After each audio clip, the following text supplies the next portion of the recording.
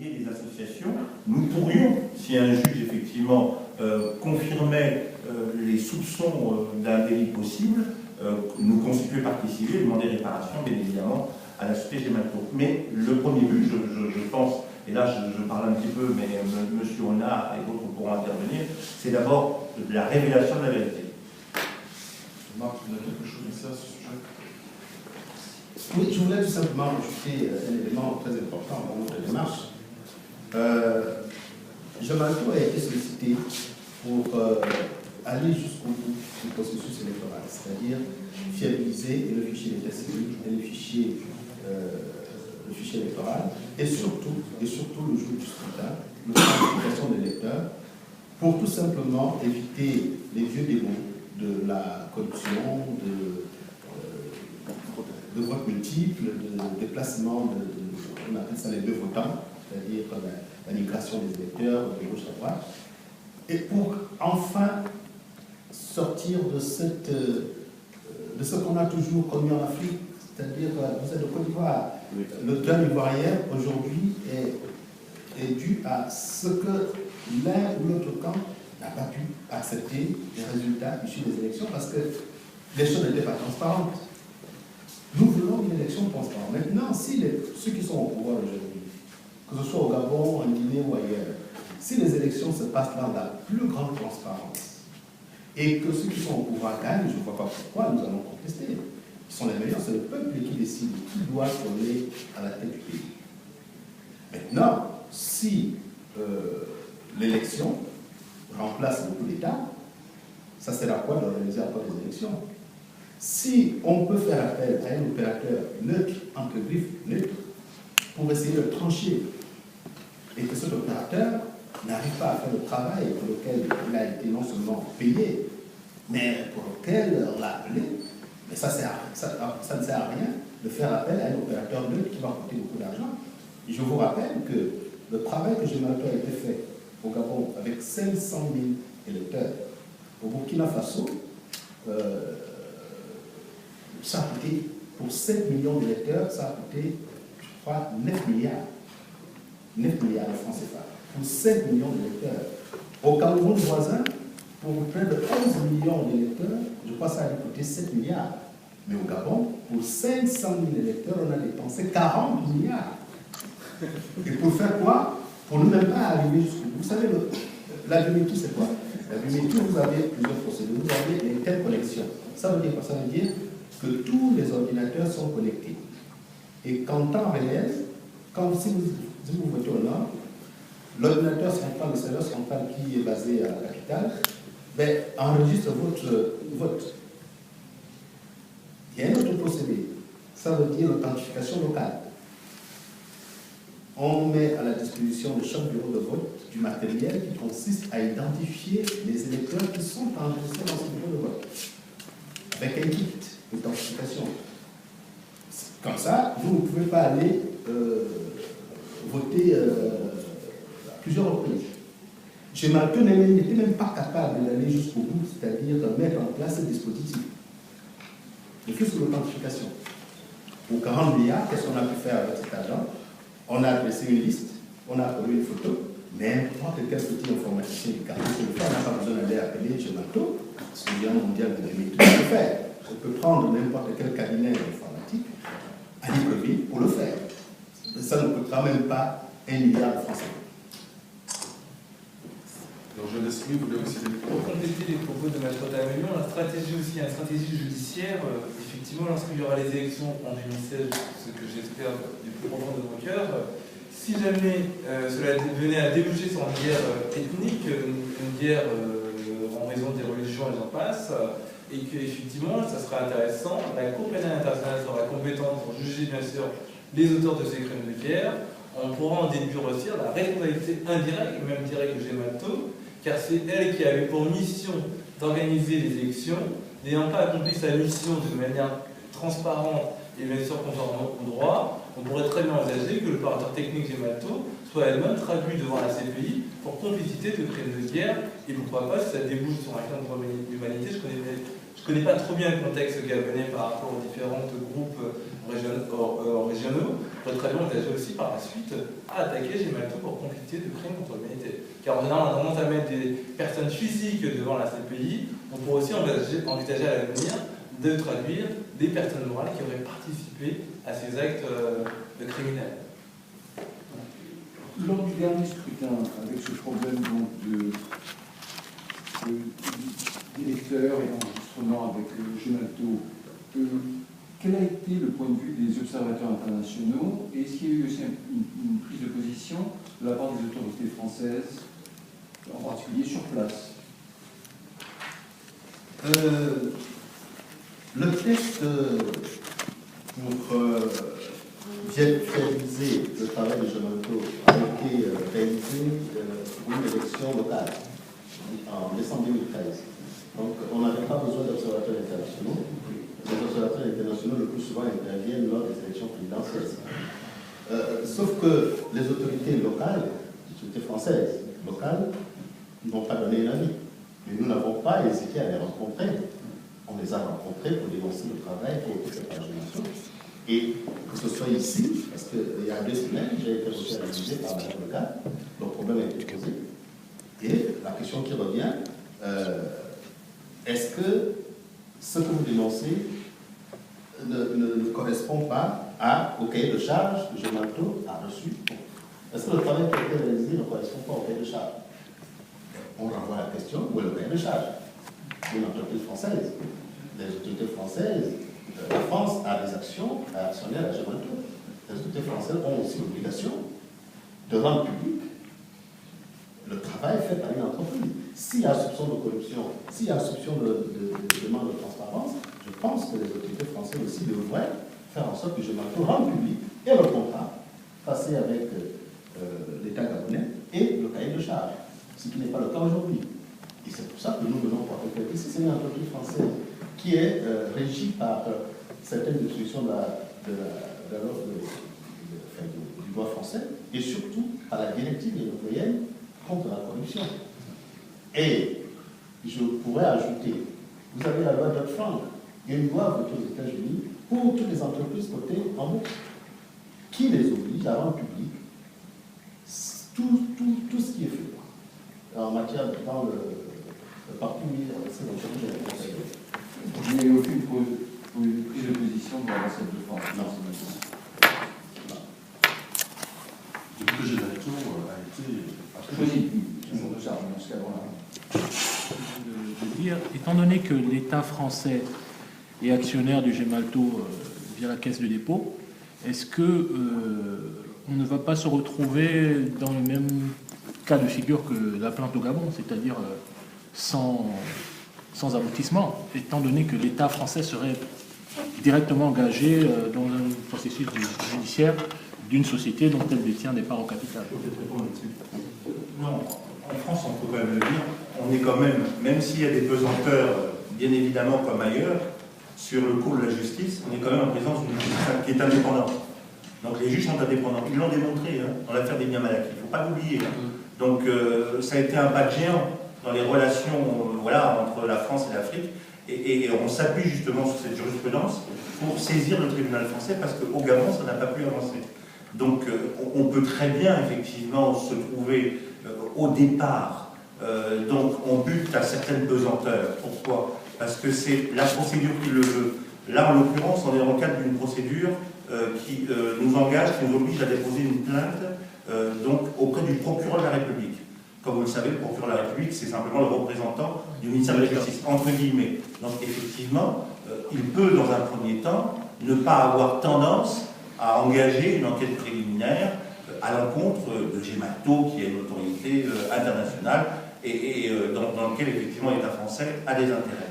Mais il faut savoir qu'il y a une deuxième phase qui nous permet de sortir, en fait, des fourches codines, si je puis dire, du ministère public, donc du procureur de la République, et à ce moment-là, de saisir un juge d'instruction, qui est un magistrat indépendant.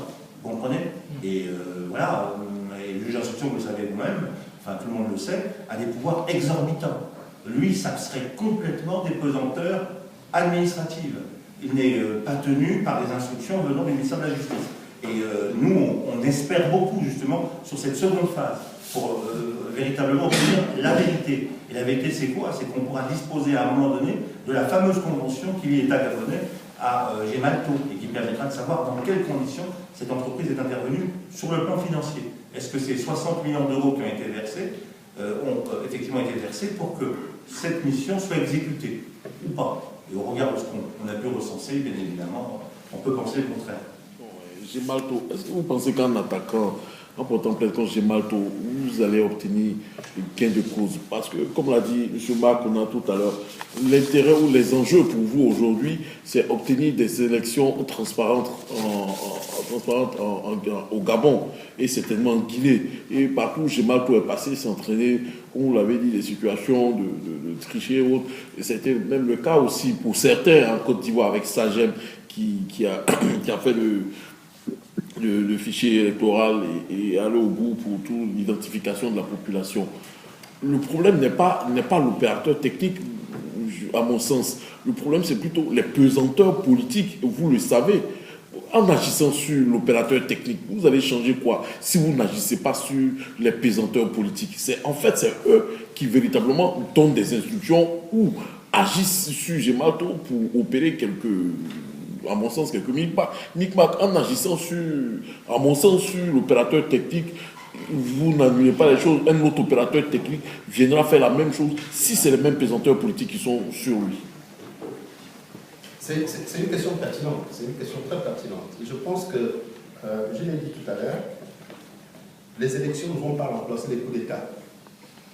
Ça veut dire quoi? Ça veut dire que le système France-Afrique, procédé par des coups d'État, remplacer les individus qui n'étaient plus en odeur de sainteté par d'autres individus qui étaient beaucoup plus soumis. Mais ce que nous avons constaté après avoir mené des études, par exemple, vous parlez de la Côte d'Ivoire, on parle de Guinée, le Burkina Faso, le Cameroun, derrière ces entreprises de biométrie qui se cachent derrière, ce sont les mêmes politiques français, les mêmes hommes politiques, qui ne sont peut-être plus les affaires, mais qui sont devenus des grands conseillers de certaines grosses boîtes qui opèrent en Afrique. Et du coup, qu'est-ce qu'on fait? On transpose, ce n'est plus le coup d'État physique, mais ce sont des coups d'État qui passent par la numérisation, par des manipulations électroniques des élections. Alors, on vous dira, tels chiffres sont sortis de tels processus, parce que les ordinateurs ont parlé, donc ça y est, la biométrie, vous avez vu la biométrie, voilà, la biométrie a donné tel résultat. On la ferme. C'est une autre forme de coup d'État, c'est-à-dire c'est une autre France-Afrique. Ce que nous voulons dénoncer, il est évident que dans nos pays, ceux qui veulent s'approcher au pouvoir ne vont pas les embêcher les moyens. On n'organise pas une élection pour la paix. Ça, c'est l'adage qui est... Maintenant, nous disons, à partir du moment où on fait intervenir un opérateur indépendant, ça veut dire que c'est quelqu'un qui se veut neutre. Comme je l'ai dit en Ghana, la neutralité de Gemalto voudrait que le cahier de charge et les conclusions de la fameuse commission biométrique soient appliquées. Il n'appartenait pas au pouvoir au Gabon d'influer sur le travail que Gemalto peut faire. Il fallait s'en tenir aux conclusions du travail qui a été fait dans une commission présidée par le Premier ministre, l'ancien Premier ministre Raymond Monsima, et dont les travaux ont été présentés au président de la République, devant tout le monde. Il fallait tout simplement s'en tenir à cela, parce que les conclusions de cette commission ont été claires. La seule chose qui n'a pas été retenue dans le cadre de cette commission, c'est l'interconnexion au regard de la faible densité télécommunicationnelle dans notre pays. Mais ce qui a été retenu, c'est l'authentification le jour du vote.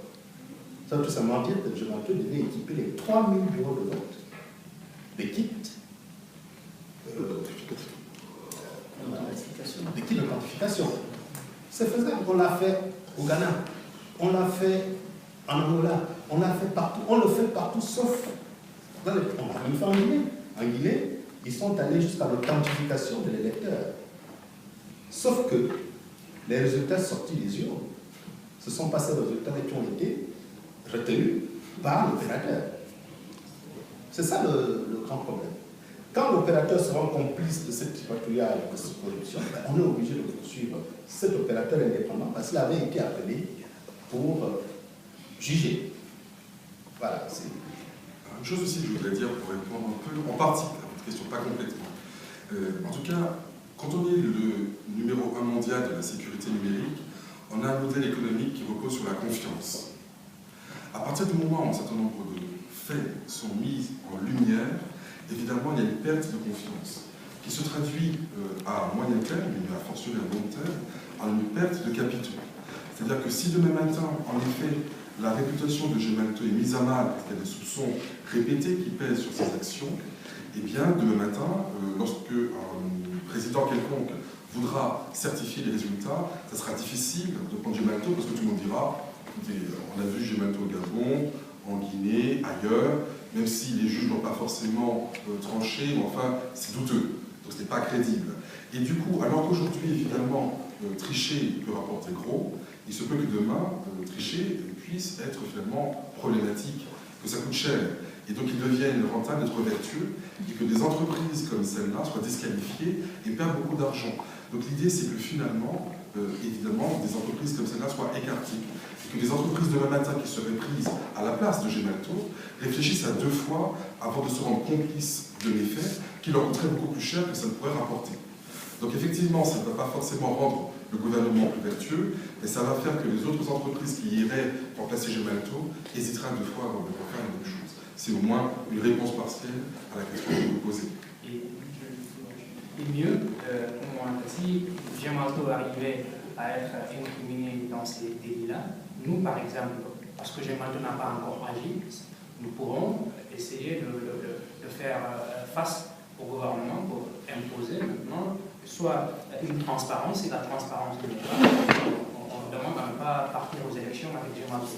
Et donc là, l'opposition et la société civile pour imposer au gouvernement de changer d'opérateur tout simplement par un autre appel d'offres pour que Gemalto ne vienne pas tripatouiller le fichier électoral. Donc ça pourrait être une bonne action parce que nous pourrons nous inscrire. Ce qu'il faut se rajouter, juste un petit élément, c'est ce qu'on propose à Gemalto, vous ne pouvez pas prétendre être le numéro 1 mondial de la biométrie, confectionner un fichier électoral et se retrouver avec 21 000 doublons. Au Gabon, on s'est retrouvé avec 21 000 doublons. Ils ont rajouté un 7e arrondissement alors que la loi électorale parle de 6 arrondissements à libre ligne. Mais le pouvoir a rajouté un autre arrondissement qui n'était pas, qui ne faisait pas partie de C'est pas très discret, voilà, c'est pas très discret. Et donc, quand un opérateur aussi, côté en haut, se rend complice de ce type de magouille, de ce type d'appuiage, on est en droit de se poser des questions. Au niveau du processus électoral, en 2016 pour la présidentielle, est-ce qu'il y a déjà, à partir de ce que vous voyez, c'est plus une question pour Marcona, déjà des failles dans le processus électoral de la présidentielle qui peuvent être définies en fonction de cette étude sur Gemalto? Effectivement, c'est une très bonne question. Nous savons très bien que sans pour autant associer l'opposition, sans associer la société civile, comme c'est demandé, Gemalto serait, entre griffes, en train de confectionner le fichier d'état civil. Or, pour 2007, depuis juin 2014, ce qui a été demandé à Gemalto, c'est de confectionner d'abord le fichier d'état civil, et c'est sur la base du fichier d'état civil qu'on va sortir le fichier électoral. La confection du fichier d'état civil a cet avantage d'identifier d'abord les Gabonais. Quand on parle de Gabonais, vous avez les Gabonais d'adoption, vous avez les Gabonais naissants, vous avez plusieurs types de Gabonais. Identifier les Gabonais. Une fois qu'on a identifié les Gabonais, on les classifie en fonction du travail qui va être fait. C'est-à-dire, si c'est pour les élections, quels sont les Gabonais qui sont en ligne? C'est sur la base du fichier d'état civil qu'on identifie, c'est-à-dire on ne va pas faire des opérations, c'est-à-dire une opération qui consiste à confectionner le fichier d'état civil et une autre opération qui consiste à confectionner le fichier électoral. Non, c'est un seul fichier qu'on confectionne Et sur la base de ce fichier, qu'est-ce qu'on fait? On extirpe le fichier électoral. Or, Gemalto a commencé par confectionner un fichier électoral très très contesté. Et aujourd'hui, ils sont en train de confectionner un fichier d'état civil où effectivement le travail en amont n'a pas été fait. Parce qu'il fallait passer, comme cela a été fait dans certains pays, par ce qu'on appelle les audiences foraines. Les audiences foraines permettent d'identifier dans les points beaucoup plus reculés qui a besoin de telle ou telle pièce. Il fallait passer par cette opération-là. Or, on ne va pas confectionner le fichier d'état civil si ce travail d'audience foraine n'est pas réalisé. À ma connaissance, nous sommes tous Gabonais ici, on n'a jamais entendu parler d'audience foraine dans notre pays. Or, les élections, c'est dans 16 mois. Donc, du coup, Gemalto est rentré dans la complicité des gens du pouvoir, et ça se fait de manière clandestine. Et les informations qui nous parviennent sont extrêmement graves, avec l'injection dans ce fichier d'état civil, enfin bref, qu'on ne dise pas que les Gabonais sont xénophobes, ils n'ont jamais été xénophobes. Donc, on veut absolument gonfler la démographie dans certaines localités pour favoriser l'élection de tel ou tel ou tel. Et c'est ce travail-là que Gemalto serait en train de faire en réalisant le fichier d'état civil dans la clandestinité la plus totale. Vous avez dit des choses qui, moi en tant qu'Ivoirien qui ai vécu l'année 2010 en Côte d'Ivoire, lors du processus électoral, lors des élections, vous dites des choses qui sont à mon sens fortes et graves.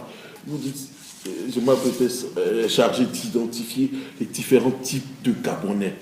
Les Gabonais d'adoption, Gabonais de... Vous êtes en train de stratifier les Gabonais, de sorte qu'aujourd'hui, dans votre esprit, si je l'entends bien, il y a des Gabonais de souche, il y a des Gabonais d'adoption, il y a des Gabonais... Comme s'il y avait un Gabonais 1, Gabonais 2, Gabonais 3. Les Gabonais ne sont pas tous pareils. Non, je vous dis, quand on confectionne le fichier d'état civil, la confection du fichier d'état civil n'a rien à voir avec le fichier électoral. La confection du fichier d'état civil permet de savoir que, par exemple, si vous êtes Gabonais d'adoption, il faut qu'on sache à quel moment vous avez été adopté. C'est ça, non? Il faut qu'on sache quelle a été la procédure suivie pour être adopté. Vous ne pouvez pas venir présenter un document qui dit, voilà, il faut qu'on sache. En Côte d'Ivoire, quand vous avez fait les audiences foraines, c'était pour savoir qui, dans tel village, est né dans tel village, et si dans tel village, tel connaît les parents de tel enfant. C'est pas ça. Il faut faire la distinction entre le fichier d'état civil et le fichier électoral. Le fichier d'état civil, moi, va montrer que je suis né en Gou, un 17 septembre 1962, et qu'on l'introduise dans une base de données.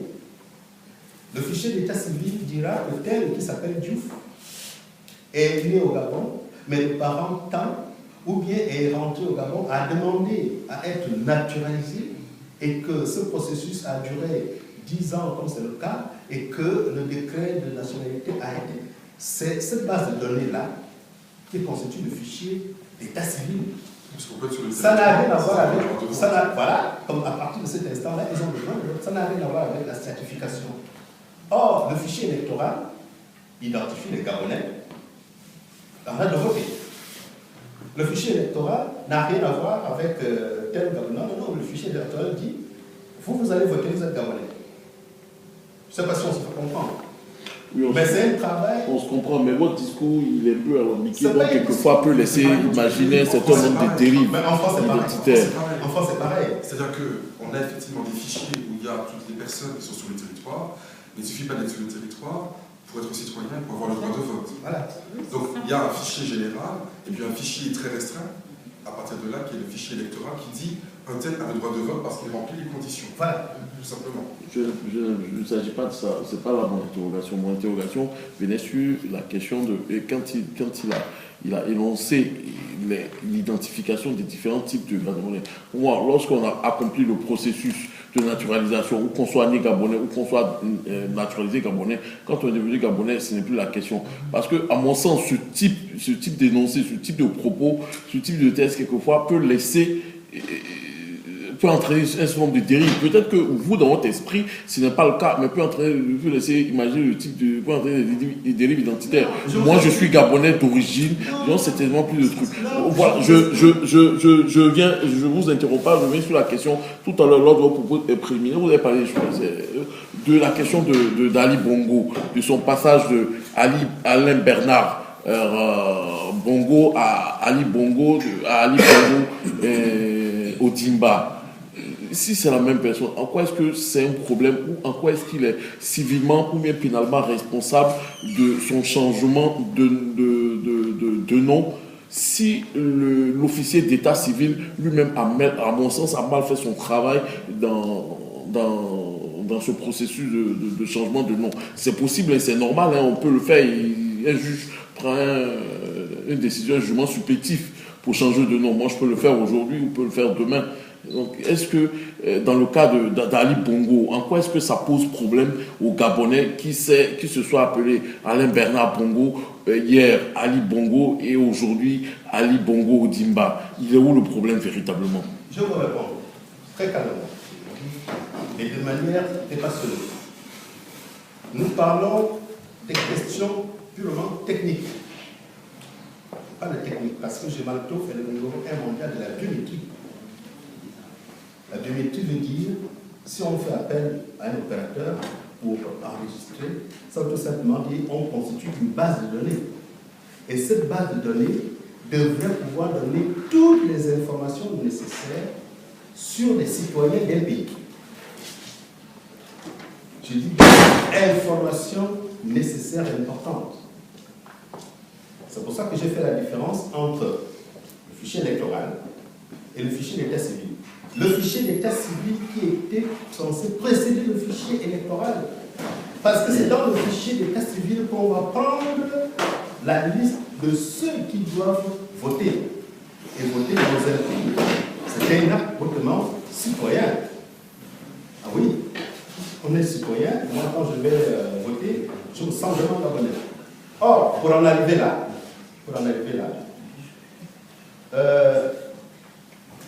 ma grand-mère qui est née en 1923 et qui n'a pas de carte d'identité, qui n'a rien, qui n'a aucune pièce, elle n'a aucune pièce. Le jour où elle se présente, ou bien pour s'inscrire, on va lui demander une pièce d'identité. Pourquoi on demande une pièce d'identité pour un acte de naissance? Si ma grand-mère ne présente pas cet acte de naissance, ou bien cette pièce d'identité, elle n'est pas inscrite sur la liste électorale. Elle n'est pas inscrite sur le fichier d'état civil. Ça veut dire que ce sont des documents qui attestent que vous êtes vraiment apte à accomplir tel ou tel acte civil. C'est clair. On est dans le domaine technique. Ça veut tout simplement dire que l'opérateur qu'on appelle, si le problème se pose, pourquoi on établit un fichier électoral? On établit un fichier électoral parce qu'un enfant de 15 ans, même si c'est un an de naissance, ne figure pas dans le fichier électoral parce que cet enfant n'a pas encore l'âge de voter. Est-ce qu'on est d'accord? Donc cet enfant ne peut pas voter. Par contre, cet enfant se retrouve dans le fichier d'état civil parce qu'il est enregistré. Vous voyez la nuance? Celui qui, par exemple, arrive au Gabon, qui a les papiers, ou bien qui a la double nationalité, avant d'aller, vous allez au Gabon, vous allez vous installer, vous dites, écoutez, je vais voter, on va vous dire non, vous ne votez pas. Vous présentez vos papiers, par exemple, vous êtes Cameroun, vous présentez vos papiers, vous dites que vous n'êtes pas Gabonais. Mais si vous êtes installé pour dire, je veux être Gabonais, il y a tout un processus. Une fois que vous avez rempli tout ça, ben vous allez sur le fichier d'état civil et vous allez sur le fichier. C'est tout un processus, on ne va pas inventer la roue. Partout dans le monde, c'est comme ça. Et ce n'est pas de la xénophobie. Le demander. J'ai ma famille qui vit ici. Mais pour pouvoir remplir un certain nombre de conditions, ben on lui demande des papiers. Après, vous faites ça. Et maintenant, vous pouvez intégrer tout le français. Ce n'est pas de la xénophobie.